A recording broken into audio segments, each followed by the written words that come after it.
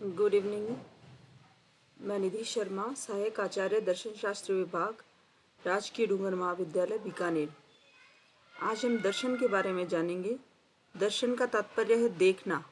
दृश्यते अनेन इति दर्शनम, अर्थात जिसके द्वारा देखा जाए या जो देखा जाए वही दर्शन है। मूल रूप से आत्म साक्षात्कार मतलब अपने अंदर देखना ही दर्शन है। अपने आप को जानना, ये दर्शन है। और अगर बृहद रूप से देखा जाए तो जो जीवन में हम पद्धति अपनाते हैं, कैसे हम जीवन को जीते हैं, क्या हमारा जीवन को जीने के प्रति दृष्टिकोण है, ये सब दर्शन के अंतर्गत ही आते हैं। मुख्यतः जो यूजी और पीजी में है विद्यार्थियों को दर्शन शास्त्र के संदर्भ में 3 शाखाओं में बांटकर पढ़ाया जाता है।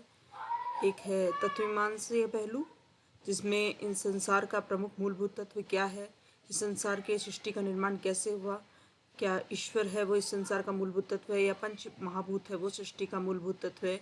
इन प्रश्नों पर विचार किया जाता है। दूसरा पक्ष है जो है ज्ञान मीमांसा। इसमें ज्ञान की उत्पत्ति, ज्ञान के साधन, ज्ञान के स्रोत, ज्ञान की सीमा, इन सब पर चर्चा की जाती है। और भारतीय दर्शन के संदर्भ में प्रमा और अप्रमा के बारे में इसमें हम जानते हैं। और ख्याति यानी प्रामाण्यवाद, ख्यातिवाद, इनके बारे में चर्चा की जाती है। तीसरी जो शाखा है वो है एथिक्स यानी नीति शास्त्र। नीति शास्त्र में मानवीय व्यवहार का और मानवीय कर्मों का और आचरण का मूल्यांकन किया जाता है। इसमें मनुष्य के व्यक्तित्व का भी मूल्यांकन किया जाता है। मनुष्य के कर्मों के मूल्यांकन के लिए उचित अनुचित और मनुष्य के व्यवहार के लिए शुभ अशुभ आदि शब्दों का प्रयोग किया जाता है।